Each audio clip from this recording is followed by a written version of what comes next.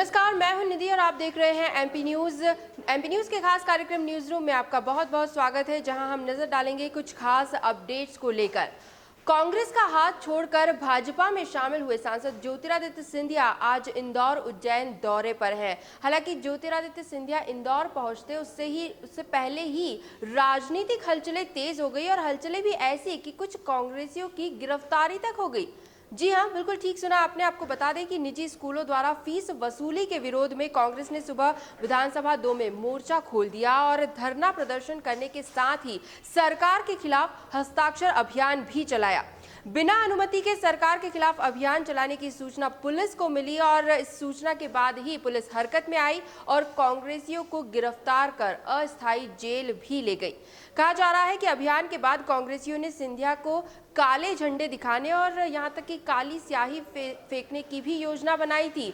कांग्रेसी खासे नाराज हैं। ज्योतिरादित्य सिंधिया के पार्टी छोड़कर जाने को लेकर कांग्रेसियों में खासी नाराजगी है और इसीलिए वे सिंधिया का विरोध करना चाहते थे, विरोध प्रदर्शन करना चाहते थे, काले झंडे दिखाना चाहते थे। लेकिन ऐसा कुछ हो पाता उससे पहले ही पुलिस ने कांग्रेसियों को गिरफ्तार कर लिया। तो सिंधिया के दौरे से पहले ही सनसनी फैल गई और एक बार फिर ज्योतिरादित्य सिंधिया सुर्खियों में छाए हुए हैं। खैर, बढ़ेंगे अगली अपडेट की तरफ। आगामी उपचुनाव को देखते हुए कांग्रेस भी अपनी रणनीति बनाने में जुटी हुई है और इसी के चलते कांग्रेस की ओर से एक कमेटी बनाई गई है जो कि केंद्र की मोदी सरकार पर निगरानी रखने वाली है। इस कमेटी में 4 बड़े नेताओं के साथ साथ पूर्व मुख्यमंत्री दिग्विजय सिंह को भी शामिल किया गया है। कांग्रेस की समिति मोदी सरकार द्वारा अध्यादेशों के माध्यम से कानून बनाने की समीक्षा करेगी। कानून बनाने की समीक्षा करने के लिए ही खास तौर पर इस कमेटी को गठित किया गया है। उपचुनाव से ठीक पहले इस कमेटी में दिग्विजय सिंह को शामिल करने से एक बात तो साफ हो गई है कि जब से सिंधिया पार्टी छोड़कर गए हैं उसके बाद कांग्रेस अब दिग्विजय सिंह पर फोकस कर रही है और पार्टी में उनका कद भी थोड़ा और बढ़ गया है। वैसे भी दिग्विजय केंद्र की मोदी सरकार को लेकर सोशल मीडिया पर अक्सर घेरते रहते हैं, आरोप प्रत्यारोप चलते रहते हैं और अब समिति में शामिल होने के बाद तो वे भाजपा पे और भी हमलावर हो सकते हैं।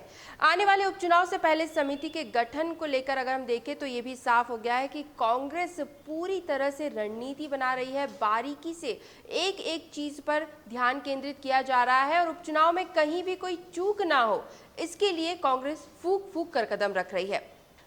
आगे बढ़ते हैं। आपको बता दें कि मध्य प्रदेश में सांसद ज्योतिरादित्य सिंधिया का गढ़ कहे जाने वाले ग्वालियर और चंबल इलाके, ये खासतौर पर सिंधिया का गढ़ कहा जाता है, तो ग्वालियर और चंबल इलाके की तस्वीर बदलने के लिए चंबल प्रोग्रेस वे बनाए जाने को लेकर लगभग सभी तैयारियां पूरी हो चुकी है और जल्द ही इसका भूमि पूजन भी किया जाएगा। मुमकिन है कि प्रधानमंत्री नरेंद्र मोदी चंबल प्रोग्रेस वे का भूमि पूजन करें। इसके लिए जरूरी सर्वे और जमीन अधिग्रहण की प्रक्रिया भी तेज हो गई है। जल्द ही चंबल प्रोग्रेस वे का काम भी शुरू हो जाएगा। सरकार की कोशिश है कि प्रदेश में उपचुनाव की तारीखों का ऐलान हो उससे पहले ही चंबल प्रोग्रेस वे का भूमि पूजन भी कर दिया जाए और काम शुरू हो जाए।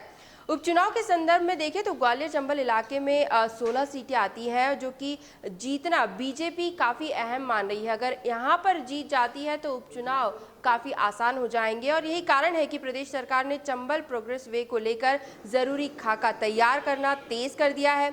सरकार ने इसे इस तरीके से प्लान किया है, इसकी डिज़ाइन जो है वो इस तरीके से प्लान की गई है कि इससे आसपास के इलाकों को डेवलप किया जा सके और स्थानीय लोगों को इसका खास फ़ायदा मिल सके। तो चंबल प्रोग्रेस वे को लेकर तैयारियां पूरी हो चुकी है और जल्द ही इसका भूमि पूजन भी होने वाला है और इस पूरे संभाग को इसका खासा फायदा भी मिलने वाला है।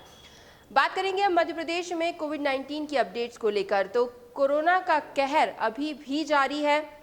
हालांकि चुनाव के मुद्दे अब इस पर हावी होते जा रहे हैं, लेकिन फिर भी संक्रमण अभी भी तेजी से फैल रहा है और इसी को लेकर हम आपको अपडेट करना चाहेंगे। मध्य प्रदेश में कुल संक्रमितों का आंकड़ा रविवार को 45,455 तक पहुंच गया है। कल के दिन प्रदेश में 1022 नए मरीज मिले हैं और जिससे कि एक्टिव मरीजों की संख्या बढ़कर प्रदेश में 10,312 हो गई है। 11 मरीजों की मौत भी हुई है कल के दिन। राजधानी भोपाल की बात करें तो 117 नए कोरोना पॉजिटिव मिले हैं जबकि 2 मरीजों की मौत हुई है। कुल मौत का आंकड़ा भोपाल में 250 तक जा पहुंचा है। इंदौर में एक दिन में सबसे ज्यादा मरीजों का मिलने का जो रिकॉर्ड है वो रविवार के नाम रहा। 245 नए मरीज मिले हैं 2 मरीजों की मौत भी हुई है। इंदौर में कल के दिन में कुल संक्रमितों का आंकड़ा 10,049 हो चुका है। एक्टिव केसेस फिलहाल इंदौर में 3,087 हैं।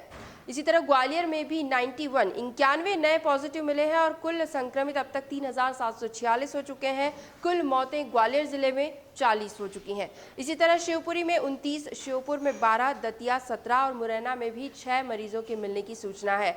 तो थोड़ी संख्या में हर जिलों से नए मरीज अभी भी सामने आ रहे हैं और संक्रमण अभी भी अपनी रफ्तार पूरी तरह से बनाए हुए है।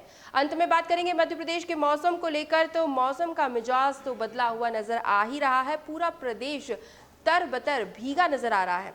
रविवार रात से जबलपुर में तेज बारिश का सिलसिला जारी है। शहर के अधिकांश क्षेत्रों में जलभराव हो गया है। इसी तरह जबलपुर संभाग के मंडला, बालाघाट और डिंडोरी में भी तेज बारिश हुई है। मध्य प्रदेश में 2 सिस्टम सक्रिय होने से प्रदेश में फिलहाल अच्छी बारिश देखने को मिल रही है। मौसम विभाग का कहना है कि आगामी 2 से 3 दिनों तक प्रदेश में झमाझम बारिश के आसार हैं।